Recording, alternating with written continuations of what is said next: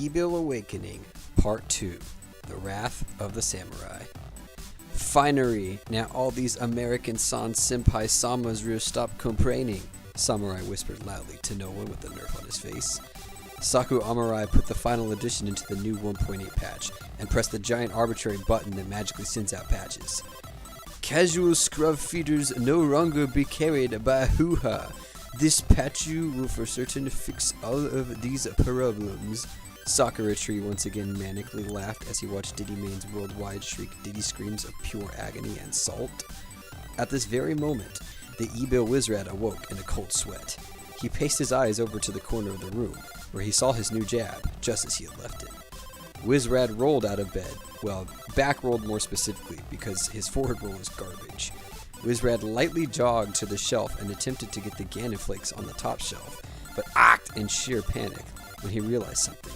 Something so sinister and evil that could only be made more maniacal if it included the time Pulse read Solomore like the fucking kindergarten book that Solomore himself reads.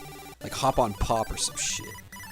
Wizred found that when he flame-choked the cereal to put it back on the platform above him, it simply went to the floor. Coming from high tier, this upset the Dark Lord. Wizrad broke down in a sheer panic and did the only thing he could think of. Call the Lord of Cheese himself, Araki. Ringo, Wizrad belched, I need your help. My most precious of mozzarellas, the flame choke onto battlefield platforms, has been denied existence. My only hope of winning is by withholding knowledge from other players, much akin to how you win every game you have ever played in your miserable fucking life. Tell me, Fastman 5000, how does I win? Well, Jesse frantically said, looking around for someone's self-approval or appraisal. In times where I cannot simply make up for my fake knowledge, I seek help from the one they call the ego. Jesse was of course simply referencing his own massive ego, but was attempting to use this as a way to empower the Wizred to make up fake tech that looked complicated in order for people to think it was a complicated character. We must take a journey to seek the ego, Jesse said. Wizred muttered while stroking his frame traps. If this will allow my meta to once again put people on tilt through lack of arbitrary and fabricated knowledge, we must seek out this ego. Jesse and Wizred made their way down the road. They stumbled upon a familiar noise suddenly. Game blows, Jesus! It was their faithful companion Legit, who had also awoken to the sad noises of Samurai's nerfs once again. Ah, Legit, Jesse hammered out loud. What are you doing out here all alone? Garbage, Legit said in a somewhat angry and mostly sarcastic noise of some sort. Yes, garbage. Game is garbage. What else is new? Jesse exclaimed. Chih! Legit smirked. Wizrad began walking somewhat scarily over to him and looked Legit dead in the nerf. Legit, what is your name? Wizrad inquired. Game blows, Chris said.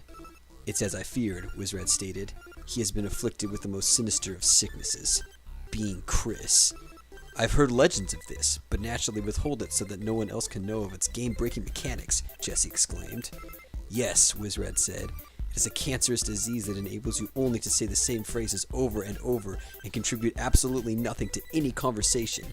There is, however, only one way to solve this. Getting good. Maybe the ego can help us find a way to cure Chris's sickness. After all, he does have arbitrary knowledge that benefits absolutely no one, said the man concerned with his self-appearance. Legit. Will you join us on our questionary pastorino mozzarella ack? Wizard acked him. Chee, said the nerf boy. And thus, the three headed along their way to see the ego, who apparently lived in, like, the fucking Bay, because naturally all SAC fanfics have to have the Bay as the penultimate nemesis. And thus, the journey began to unfold.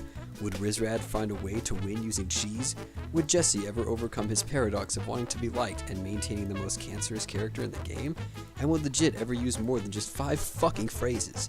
Find out next time on Ebil Awakening, the journey of the 5 heroes of SAC.